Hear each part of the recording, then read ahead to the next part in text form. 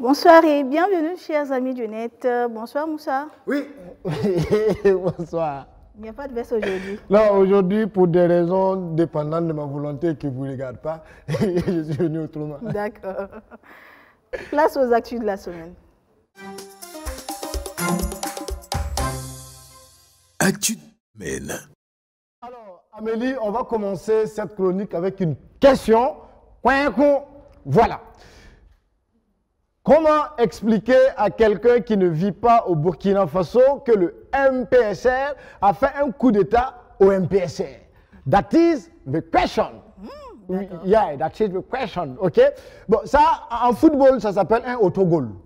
Voilà. Okay. Tu vois ce que c'est qu'un autogol, non? Et sur Internet, au Burkina, les gens sont tellement inspirés que les gens disent que le pouvoir au Burkina Faso, c'est comme tontine. C'est-à-dire, tous les 8 mois, on donne à quelqu'un. Donc, chacun n'a qu'à rester serein dans son coin parce qu'on ne sait jamais. Toi-même, Amélie, si tu restes concentré, un jour comme ça, tu vas te réveiller comme ça, bim. Tu ne sais pas ce qui s'est passé, tu te retrouves à Kosiam. Ah bon? Maintenant, ça veut dire que tu vas devoir former un gouvernement. Je ne sais pas qui seront les membres de ton gouvernement, mais je sais que le ministère du Front, tu vas donner ça à Go de Tampoui. Parce que en matière de front, elle est calée. Elle aura le temps de te répondre. Non, mais c'est clair, là, tout le monde va voir même que effectivement le front, c'est Go de Tampoui. Et maintenant, il y a un capitaine, le capitaine Traoré qui est devenu l'homme fort du Burkina Faso. Mais quand j'ai dit capitaine Traoré, ce n'est pas le capitaine des étalons. Non, ce n'est pas lui. Oui. Ce n'est pas lui, c'est ce capitaine-là. Voilà, et lui, quand il est arrivé, il a fait un acte qu'il a posé tout de suite et maintenant, il a mis en vacances tous les OSC et tous les partis politiques. Voilà, parce que selon moi, je pense qu'il a compris que souvent les organisations de la société civile contribuent à désorganiser la société. Donc il leur a dit d'aller se reposer peut-être vers Irgou, des choses comme ça, de se mettre au vert, en attendant que les choses ne reprennent un peu plus tard pour eux. Mais j'espère en tout cas que ce sera le dernier coup d'État que le Burkina vit. Voilà, c'est des situations pas du tout simples, ça arrive, mais nous tous on prie seulement que tout aille pour le mieux pour le Burkina Faso parce que c'est des situations de tourment, chacun se cherche. Mais je ne vais pas rester longtemps dans ça parce que comme il n'a pas encore formé son gouvernement, voilà, je ne vais pas dire des mots qui vont me rattraper plus tard parce que peut-être il peut m'appeler, on ne sait jamais. Oh, voilà. Et là, bon. Ces deux-là, oui, tu les connais? Bon, c'est des jeunes que je vois aussi sur Internet. Voilà, lui là, c'est un Burkinabé.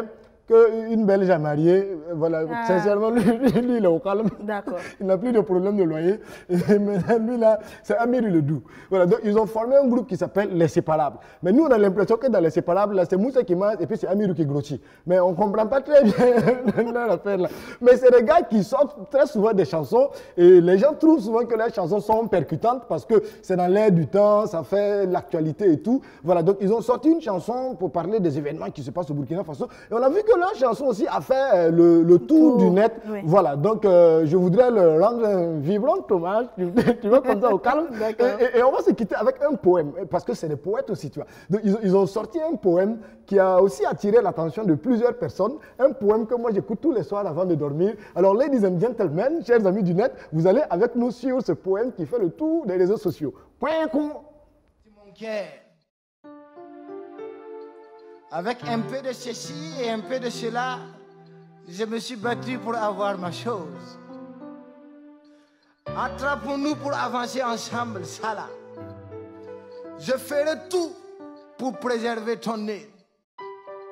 Parce que l'amour que j'ai pour toi is way of life, of life, of life. Allez, mon cœur. Suivons le micro-trottineur.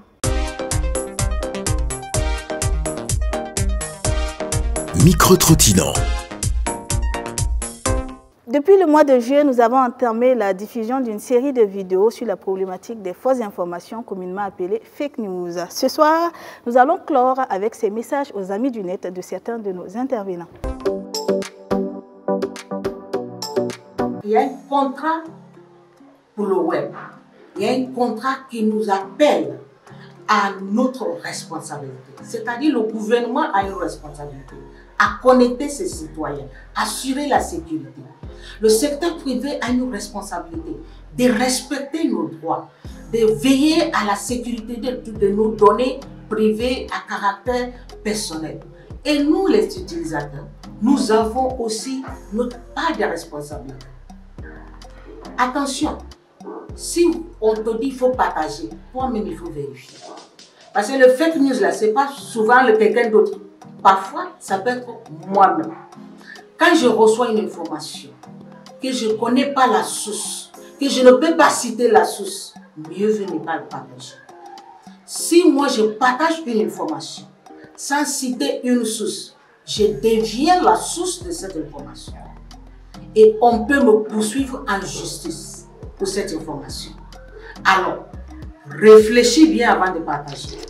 Si quelque chose est venu à mon niveau, si j'ai écrit quelque chose que je ne peux pas défendre devant un juge, que je n'ai pas les preuves de cette chose, mieux vaut ne pas partager.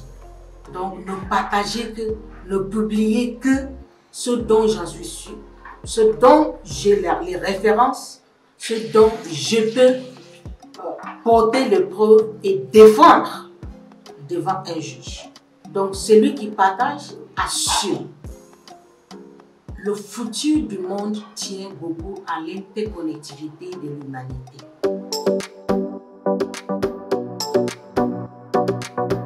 Les réseaux sociaux ne sont pas un espace de non-droit.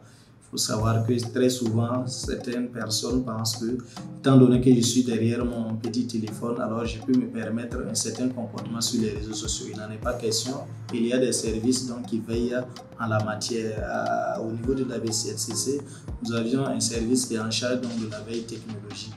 Dès qu'on est sur les réseaux sociaux, évitons de partager les nouvelles dont nous n'avions pas vraiment la source. Nous exhortons donc l'ensemble des internautes à laisser le travail de médias aux professionnels des médias qui travaillent selon un code d'éthique donné, qui ont une déontologie. Et lorsque vous n'êtes pas un professionnel des médias, il faut éviter de vous jouer aux journalistes, auquel cas vous pouvez vous retrouver à commettre une infraction pour laquelle très souvent il se peut même que vous ignorez que en fait la chose est infractionnelle.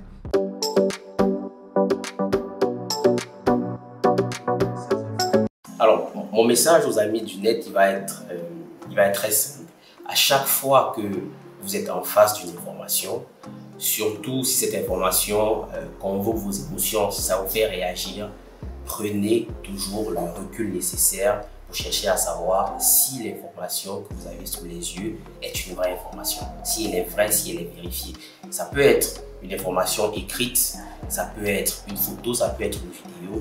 C'est important à chaque fois de prendre le recul nécessaire pour chercher à savoir si ce que vous avez reçu, même si cela vous vient d'un frère, d'un ami ou en tout cas d'une personne de confiance, il est important aujourd'hui, dans le contexte informationnel que nous traversons, de prendre toujours le recul nécessaire pour s'assurer que l'information que vous allez partager, l'information que vous allez commenter, l'information à laquelle vous apprêtez à accorder du crédit, chercher à savoir si celle-là est plausible, si elle est vraie. Je pense que si on développe de façon individuelle ces réflexes, on n'a pas besoin d'être journaliste pour les développer, ça pourrait d'une certaine manière, favoriser un esprit beaucoup plus critique, un rapport beaucoup plus critique à l'information et donc contribuer en quelque sorte à freiner le cycle de la désinformation.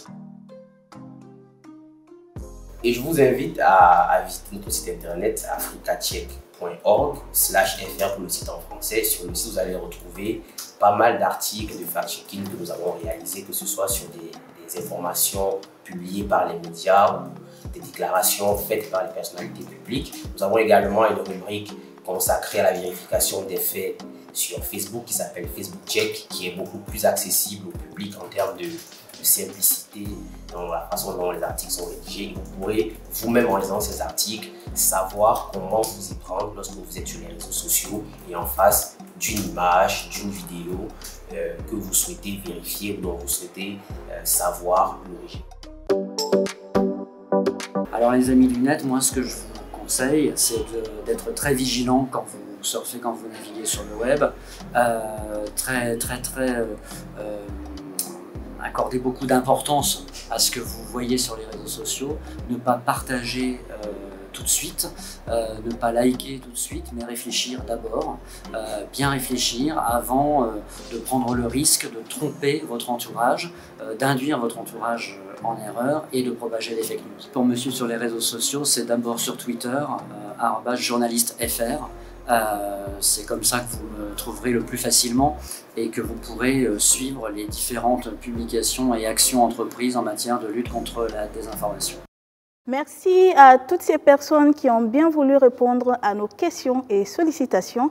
À rappel, ces vidéos ont été diffusées dans le cadre du projet COSI, Consortium Zéro Infox en Afrique de l'Ouest. Le projet a réuni Banuto du Bénin et Aminette du Burkina Faso. Le projet a bénéficié d'un accompagnement de l'Organisation internationale de la francophonie. Toutes les vidéos que nous avons diffusées sont disponibles sur la chaîne YouTube d'Aminette. Si vous avez des questions, n'hésitez pas à nous contacter. Nous terminons avec des remerciements à l'endroit de la radio Savane FM et tous ceux de la maison qui ont participé à la retranscription en moré et diffusion en version radio de sujets abordés durant ces mois. C'est là, toujours dans une quête d'éducation aux médias et à l'information. Bonsoir Aïcha. Bonsoir Amélie, bonsoir à tous mes amis du net et bien sûr bonsoir à ma principauté. On peut aller pour ta chronique? Allons-y. Ok.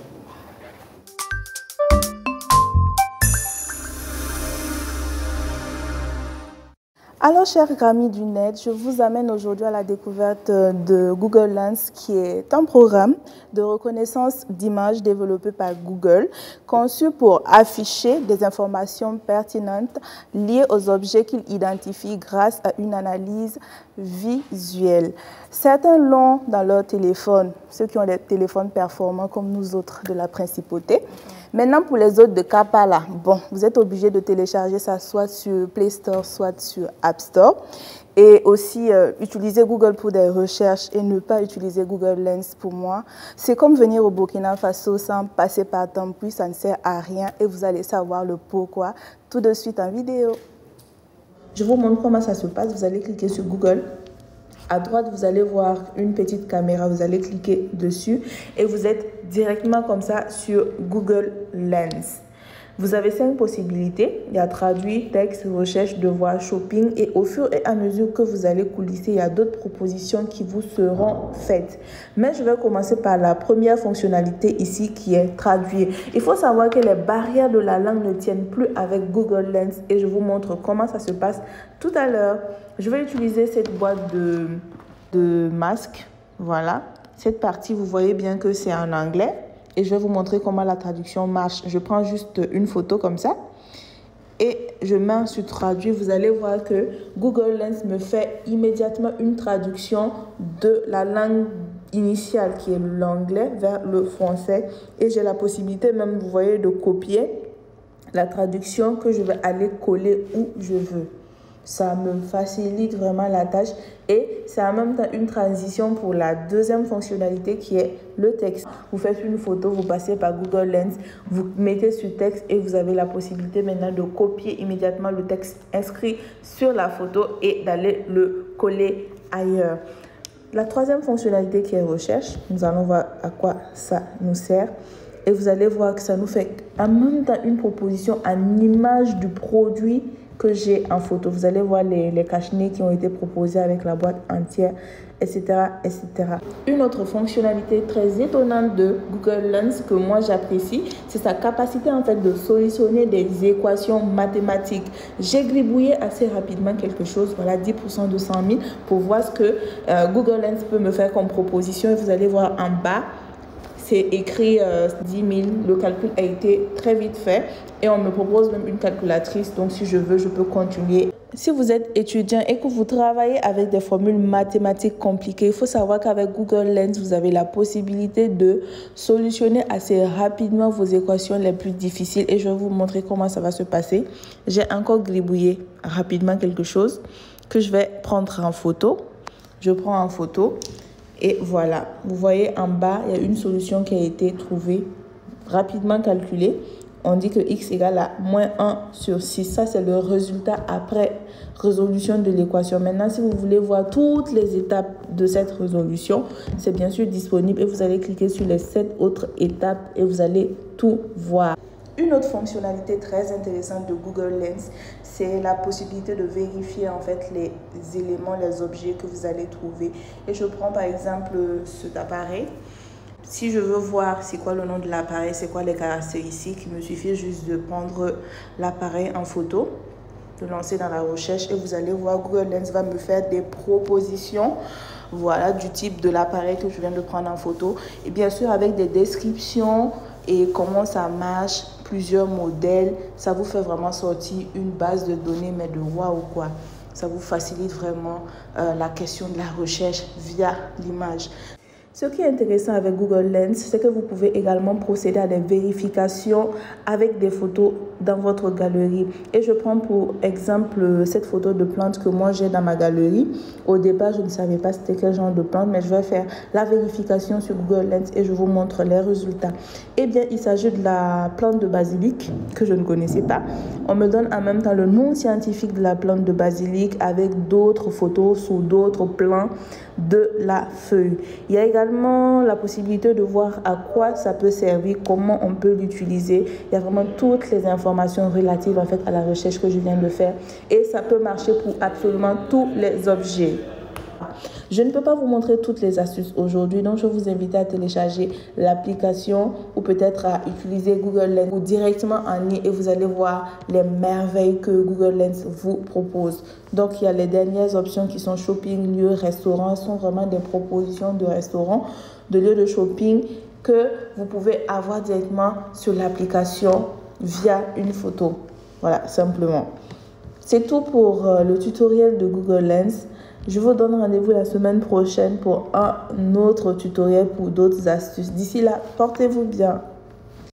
Chers amis du net, avec les actualités de cette semaine, vous avez remarqué qu'il y a pas mal de fake news. Donc, vous avez également la possibilité de vérifier certaines informations via Google Lens. Il vous suffit juste de faire un screenshot de l'information ou du texte que vous trouvez. Vous faites la recherche comme je viens de le montrer. Et Google Lens va vous rediriger en fait vers des informations de sources très fiables. On va aller avec le jeu. Avant que je ne te quitte. Malheureusement, je n'ai pas eu de gagnant cette semaine pour ma paire de chaussures. Donc, je ramène la paire dans la principauté et je vous donne rendez-vous sur nos différents réseaux sociaux pour découvrir de nouvelles conditions de jeu qui va vous permettre de gagner des gigas de connexion. Voilà, ça va vous permettre de gagner des gigas de connexion et vous serez nombreux à repartir satisfaits. D'accord. Bon week-end, Aïcha. Merci, bon week-end. Merci. Et boni. Tribo. Bienvenue. Bonsoir Amélie. Wana.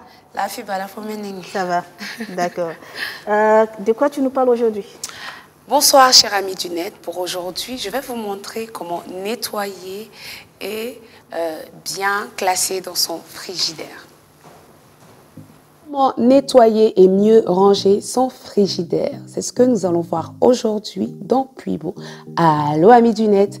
Alors, je vais venir vider mon frigidaire un à un. Puis, je vais mettre là tout ce qu'il y avait dans le frigidaire. Je vais le mettre dans une glacière. Puis, je vais venir enlever tous les éléments un à un. Et je vais venir laver cela avec de l'eau savonneuse citronnée, ce qui va permettre de neutraliser les mauvaises odeurs. Puis, je vais laisser sécher complètement. Pendant ce temps, avec un petit balai, je vais venir balayer l'intérieur du frigo et dans une boîte, je vais venir mettre du vinaigre d'alcool. Je vais venir fermer. C'est un vaporisateur à vitre que j'ai recyclé. Ensuite, je vais venir pulvériser de vinaigre d'alcool à l'intérieur du frigo, comme ceci. Et avec un filet, je vais venir commencer à frotter bien comme il faut tous les recoins. Il faut le faire au moins une fois par année, voire 2 fois par année, ce serait l'idéal.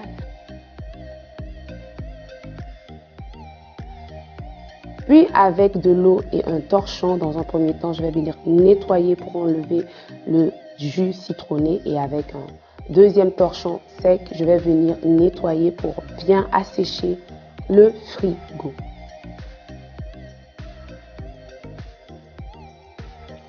et je replace les différentes tablettes à leur place comme ceci. Pendant ce temps, je fais un tour dans un magasin de la capitale pour acheter mes bocaux que j'ai lavés et laissés sécher complètement. Les fruits et différents légumes ont été bien lavés et je vais venir mettre un sopalin à l'intérieur comme ça, surtout pour les bocaux en verre. Je vais venir mettre tous mes ingrédients et les fermer hermétiquement.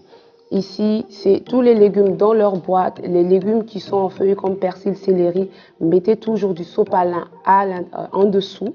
Cela va aspirer l'humidité. Puis, je vais venir bien fermer les bocaux. Je vais étiqueter pour savoir ce qu'il y a dans chaque bocal. Et je vais venir les disposer à l'intérieur du frigo. Préférez les bocaux qui peuvent s'empiler les uns par-dessus les autres. Ça va permettre de mieux exploiter l'espace. Et voici, c'est tout pour aujourd'hui. J'espère que ça vous sera utile et moi je vous retrouve très bientôt. Au revoir. Alors, chers amis du net, un petit conseil. Lorsque vous utilisez par exemple tout ce qui est persil, céleri, quand vous avez fini de nettoyer, mettez toujours du sopalin en dessous de votre bocal. Et ensuite, lorsque vous avez fini de mettre persil et céleri dans votre bocal, remettez du sopalin par-dessus. Vous verrez que vous aurez une plus longue conservation. Merci Ebony, bon week-end. On accueille Sarah.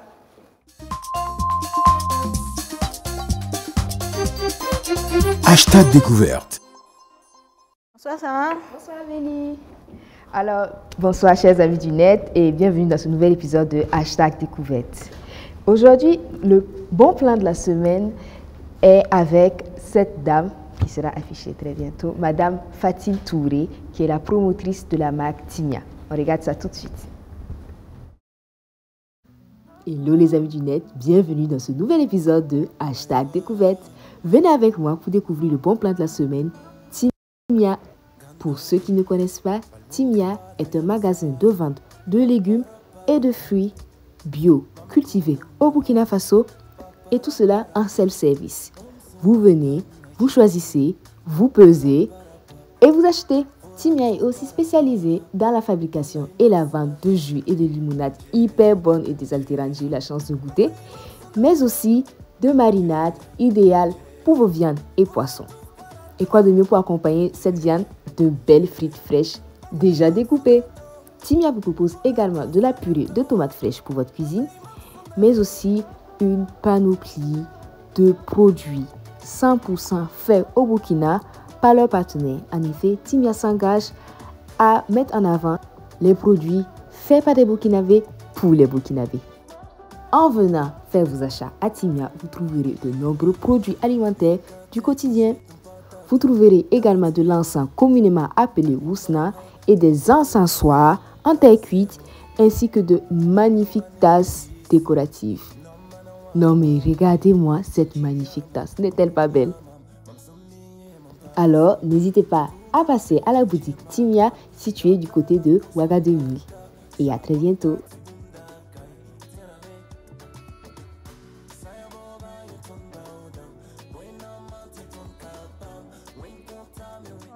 Situé à Ouaga 2000, on peut les retrouver sur Google Maps? Oui, bien sûr, on peut les retrouver sur Google Maps. Et pour ceux qui ne maîtrisent pas l'application, c'est très facile.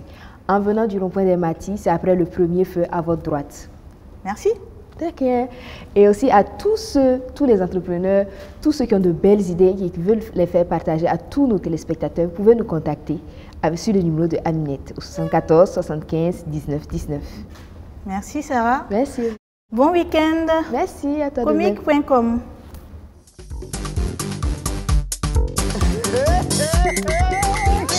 Comique.com. Écoutons Moustique le charismatique, humoriste camerounais. Mon enfant est venu me voir l'autre jour.